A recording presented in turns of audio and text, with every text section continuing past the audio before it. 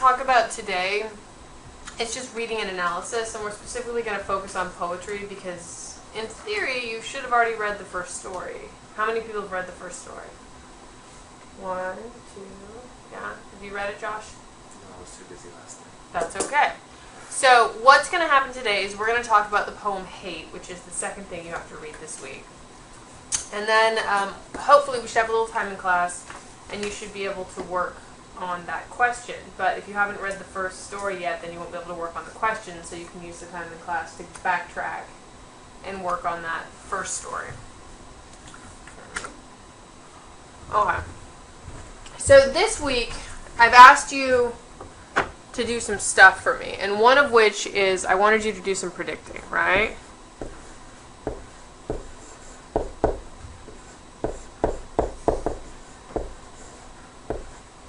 Well, in order to do predicting, you have to take a moment and do a little brainstorming, because it's hard to just look at a title and come up with a prediction, or to come up with a very good one. So what I always recommend, and I do this even when I write, like when I have to write essays or I have to write anything for work or just for you guys, I always sit down and ask myself, okay, what is it I want to write? And in this case, we want to do a prediction. What is this poem about? So, first order business, spend a little time predicting, what do you know about hate? Somebody hates Okay, so you're thinking somebody hates. strongly dislike. Okay.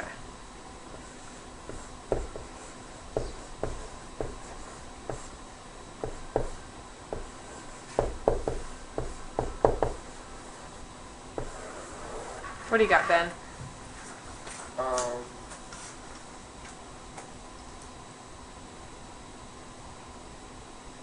Displeasure. Okay. I don't really know any other word.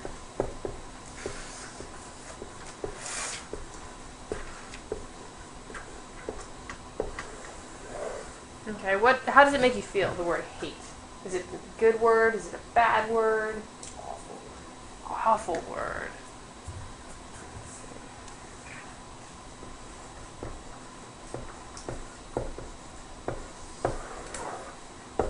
What else? Awful. Rude. It's a rude word. Right? What about hate itself? The idea of hate. Is it destructive? Is it beneficial? Is it limiting? It's kind of destructive. Alright.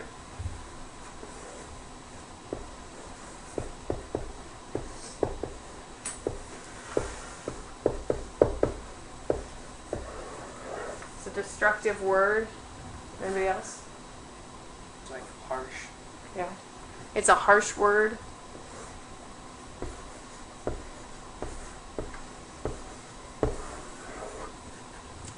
Anybody have anything else? When you hate as a person, what does that do to you? Do you grow? Do you shrink? Does it limit your perspective? What do you think? Okay. Kind of limits perspective. And then you think that, like, wow, I must have done something really bad. If, like, you're the one being hateful, then, you're jumping to the conclusion really fast. Okay. Let's see.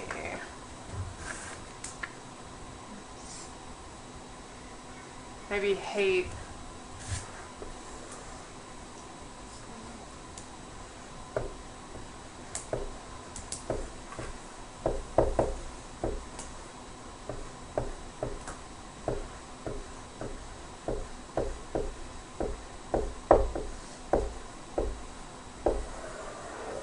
Is hate a strong word or a weak word? It depends on the case. Okay. Well, give me an example of a case where it would be a strong word, Josh. Saying you hate someone. Okay. It's a very strong emotion, isn't it? Right? And when would it be a weak word? Like saying you hate this movie. Oh, okay, I get you. So, Hate can be both. Yeah.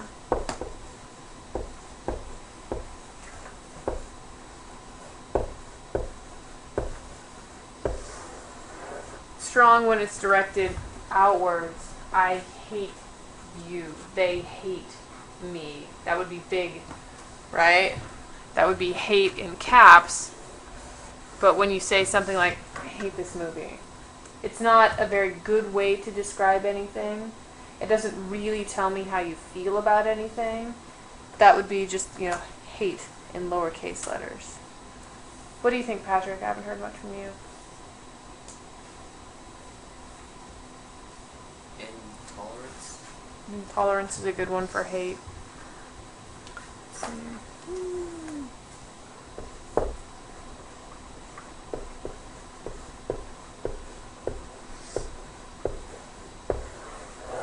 Intolerance.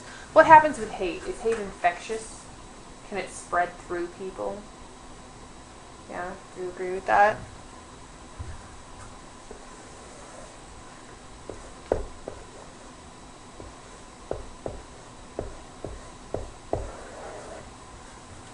So what have we come to here in this little bit of brainstorming? What have we decided about hate based on what we've written up here? It's contagious. It's contagious. Yeah. I just have a question. How can hate be contagious? Contagious? Think of World War II. Wow, that's a good point. Do you know anything about World War II? Well, yeah. But Okay. I know about the war, about the war, but not anything about hate. Okay. One person stands up in front of a crowd and says, we need to hate these people. These people are the reason that everything is terrible in our lives. It's their fault. And it's one person saying this, but this person's standing up in front of many people. And so these people say, yeah, it is their fault. We do hate them. And then it's thousands, hundreds of thousands, millions of people hating one particular type of people. And that's how hate can be infectious. What else do we see up here? It can be infectious. It can be destructive. It can be strong and weak at the same time. I think it's spelled destructive. Oh, it's possible. It's an E. I'm a terrible speller. It's embarrassing, but it's just sort of one of those things. It's a backwards E. The pen's not very precise, so if you try to do anything small, it's like writing with a pen on wet paper. It bleeds a little bit, so you sort of have to figure it out. So, right, hate, destructive. It can be strong and weak. It can cause us to jump to conclusions. It's a rude word, right? It's an awful word. Strongly dislike intolerance. So now I want you on your piece of paper. Do it on a blank piece of paper, not your warm-up, please, because this will be part of what you turn in for this assignment. Knowing what we've just sort of come up with, I want you, right, put your name, today's date on the paper, title of the paper, Hate, put hate in quotations because it is the title of a poem.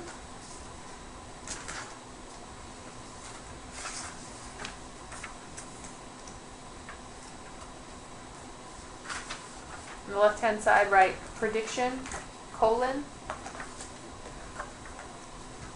And then knowing what you know from the brainstorm, I want you to write, we'll say a 2-sentence prediction on what you think this poem's about.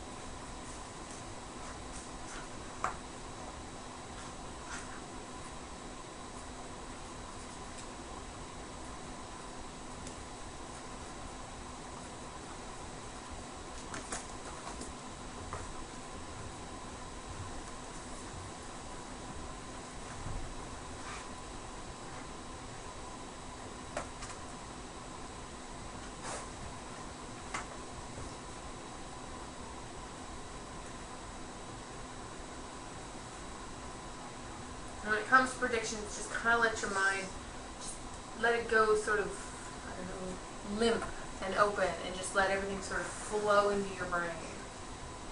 It's a tricky thing and it's a hard thing. I know Josh is having a hard time with it. But you just learn how to, it takes some practice and time, and you're not going to be great at it this year probably. But you just have to sort of let everything you know fall in there when you write out your prediction. And brainstorming helps sort of refine that. Helps you come up with all these associative thoughts, and then you can write a prediction.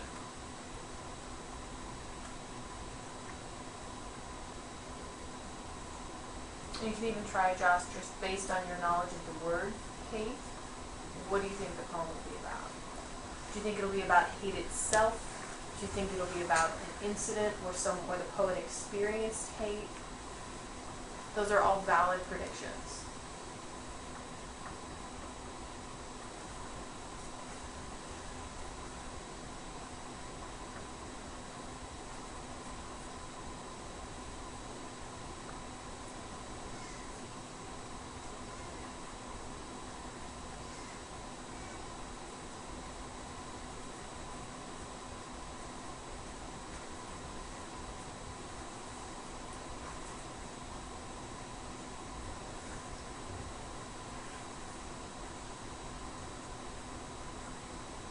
And why is it that we predict again, Wesley, when we're reading stuff?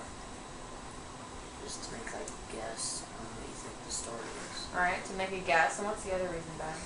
To kind of make the story more interesting. Alright. It makes it more interesting. If you get yourself emotionally involved, what's going to happen here?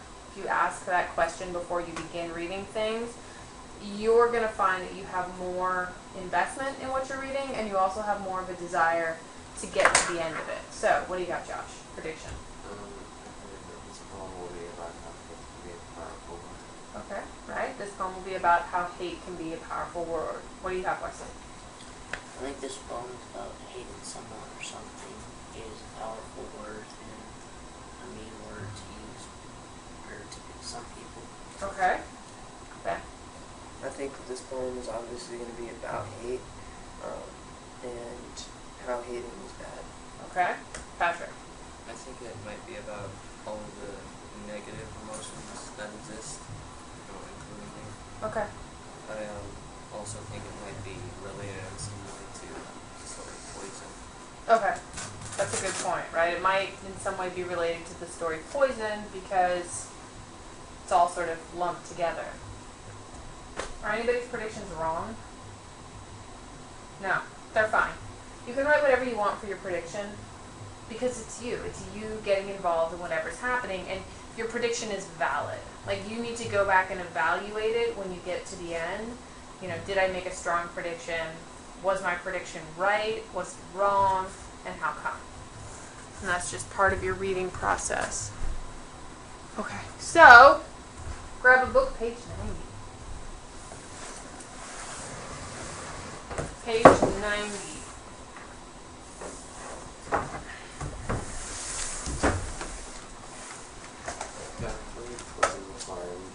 No. To do the question you'll have to, but you don't have to read the rhyme sequence.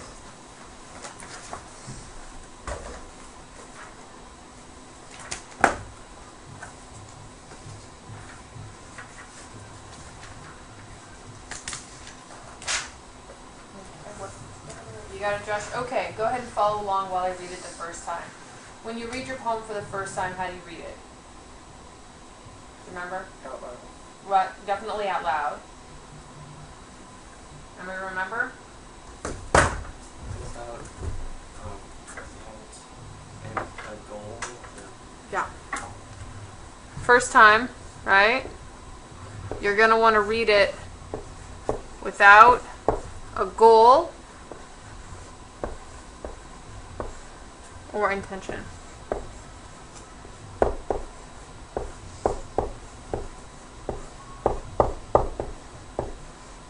You're just reading it to experience it. You're not looking for meaning. You're not looking for structure. You're just reading it. So, go ahead and follow along. Hate. watch out for the venom of its first bite. So, first reading. Second reading, what do we do? Everybody know? We think about the poem. Mm-hmm. Think about like what each word might mean. Or, in the simplest of terms, we read with intention.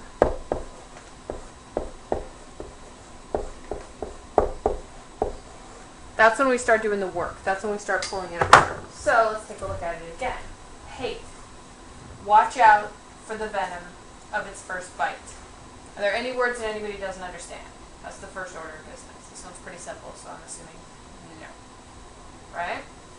So, who can tell me what's happening in this poem? Josh. The poet is saying that venom, the first time hate or venom gets to you, it's the most powerful. Okay. Wesley.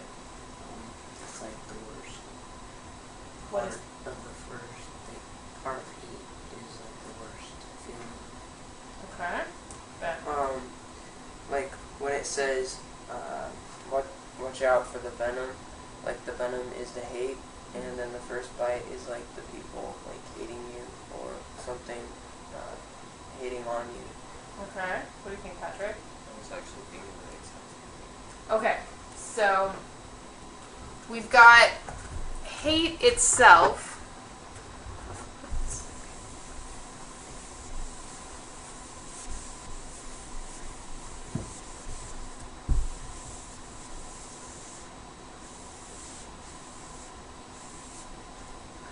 So,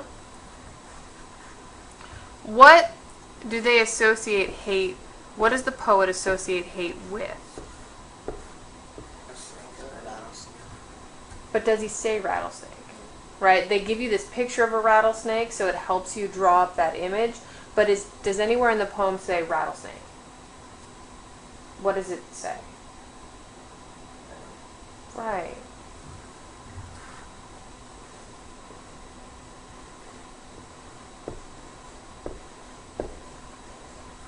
And what does venom do? Right? Venom will poison.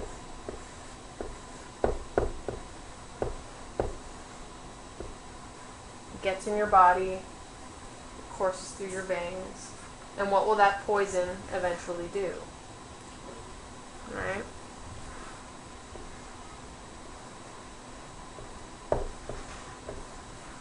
So hate in this poem is associated with venom. Venom is poison, and it will eventually kill you.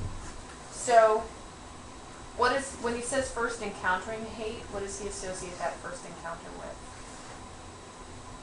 Let's take a look. First bite. Right, because venom enters the body through a bite, right? So,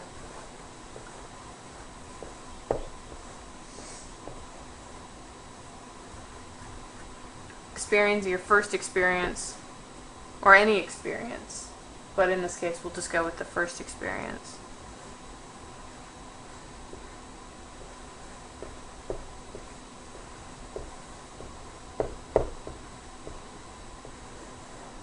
Okay.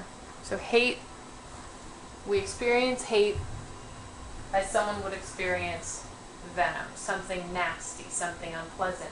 And in this particular case, they give you the image of a rattlesnake, but there's lots of things with venom, right?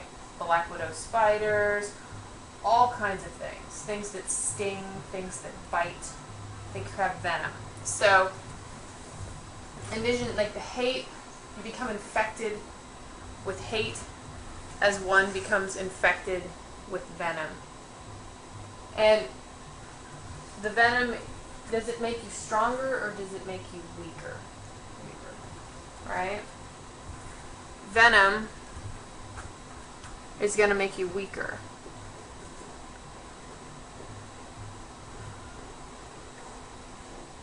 So, if the poet has said that hate, he associates it with venom, and we know that the venom is poison, we know that it can kill you, we know that it will make you weaker, what is he saying about hate? What do you think, Wesley? Look at that bored look on your face. What do you think? I know. Focus. It's cool. I understand. It's early in the morning. I don't expect everyone to be on top of their game. So, right? Because hate in and of itself, like when we did a little brainstorming, we could come up with concepts and sort of maybe some descriptors, but we were still pretty general. Would you guys agree that we were still pretty general in our terms? So what the poet does for us here is he takes hate and he associates it with something tangible. You guys know what tangible is? Yeah. Something you can pick up, something you can hold, right? We understand venom. We understand what it is. We understand where it comes from. We understand what it does. Whereas before, when we were just talking about hate, we had a hard time defining it. We could talk about it in terms of other people's experiences, what we had witnessed, but we couldn't really put a fine point on it. But the poet does that for us. He talks about how it affects people, what it does. When you encounter hate, or you choose to hate you become a hateful person, you hate others, you hate things, it infects you the way venom will infect you, right? You get a bite, the first encounter, and then it courses through your body like the poison that it is, and the hate literally won't kill you, but it does make you a weaker person for it, right? And what does he say? Watch out for the venom of its first bite. Watch out for that first time. Watch out for that first time that the hate, any sort of hate, he doesn't say, racial hate or hate of your family. He doesn't say any particular kind of hate. It's just a general hate. Watch out for that first time it gets you. Because that's when you can start your associations here.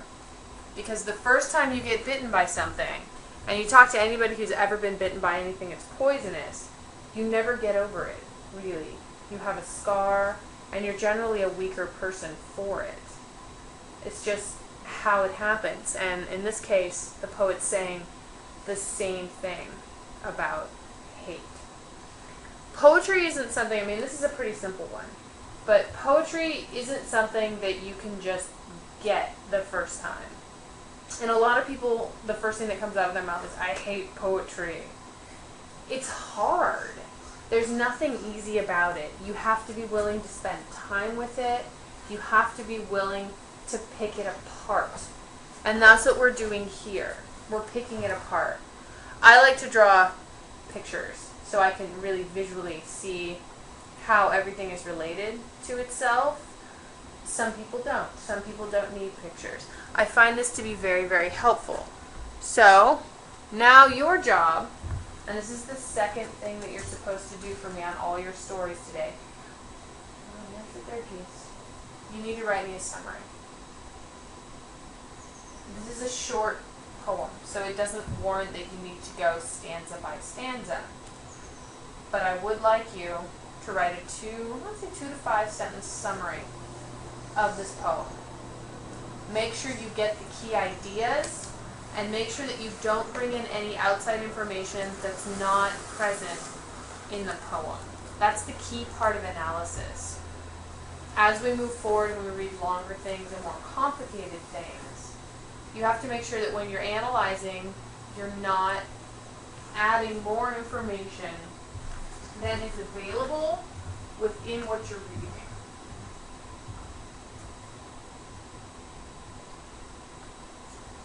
Can we do this on the same page that we did our prediction? Yes. Because if you've read the directions for this week, what you'll notice is that I want you to do a prediction, a summary, questions. Same page, drop boxes.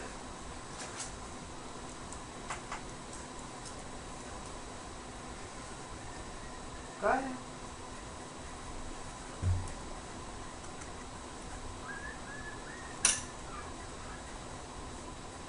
And why do we write summaries, Wesley? Do you remember? No? Nothing? What do you think, Ben? Why do we write summaries after we're finished reading? So we can go back after, like the next day or whenever you like want to review your notes or anything, and you can get an overview of what the poem or anything you've done. It's a good reviewing tool.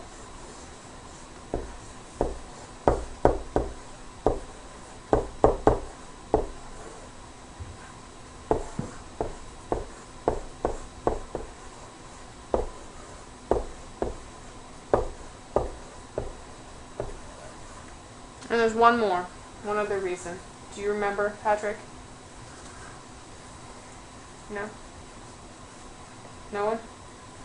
It's so you can check your understanding.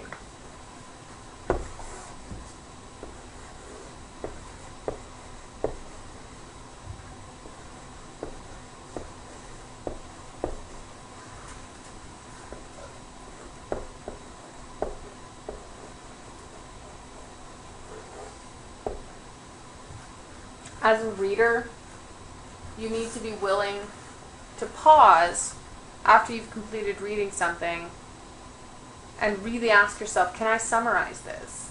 Longer stories, it'll be a longer summary, but can you put it into your own words? Do you genuinely understand what it is that you just read? And if the answer is no, I can't summarize this, you need to be willing to go back and look at it again. Look at it several times. Check the passages you didn't understand. Look for clarification. Because you want to make sure it sticks. You want to make sure that you really, really comprehend. Because as you become a better reader when you pay attention to what you read. How's it going, Patrick? You writing your summary? Okay. And when you have to sit down and do tests, either in class or standardized tests for the state, if you've, leading up to it, if you've done all that extra work, if you've taken the time to really read and comprehend and check for understanding, when you sit down to do those timed tests, you're going to be amazing at them. You'll always score high. But you have to be willing to put in the effort and the practice. Some of you guys have been turning in some homework that I really can tell that you spent 5 minutes doing it. You read the stuff, and then you turned in, one-sentence answers. I don't want one-sentence answers. We're done with one-sentence answers. You might have been able to get away with that in junior high, but it's not going to work. And for check your grades, because everything you guys turn in, I grade it and I leave comments. Always make sure you read my comments, because being that it's digital, you don't get a paper passed back to you most of the time. So that's where I write all my comments. Check the comments. Check your work.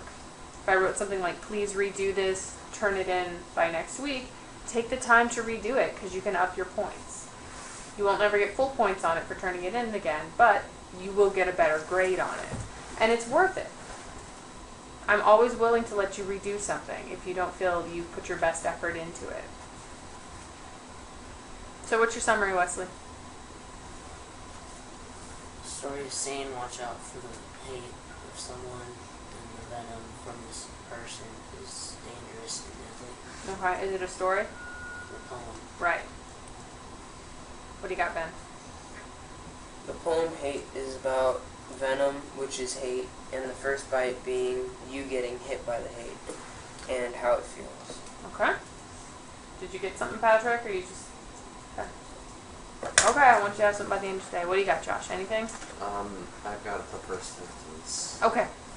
This poem is saying that like poison from a snake, like poison from a snake, hate is very hurtful. Okay. Infectious. Remember we talked about that too. It's an infectious thing. So we have got about 20 minutes or so until you need to go to your next class. If you haven't read the first story, I'd like you to go back and start reading that first story, because you take a look at question 9, and that's the only one I want you to do for this one. It says, how does the poem Hate relate to Timber's experience with Harry and Dr. Gandalf? What wider conflicts in the world would it also apply to. If you haven't read the previous story, you can't do question 9. And one thing I need you guys to start doing for me is to make sure that you're keeping up with the readings. When I assign it on Tuesday, you have Monday work, Tuesday work, make sure you've got them done by the time you come in on Wednesday. Otherwise, you won't be able to participate in all of class's assignments. Okay? So, go ahead and spend the next 25 minutes either working on question 9, if you've already read the previous story, or going back to the previous story and working on that. And I'll help you if you have any questions. Can I go back? Yes, you may go to the bathroom. And remember, I want the 5 sentences for your response. If you're having a hard time with it, if you don't know how to go about it, please come talk to me during tutorial time so that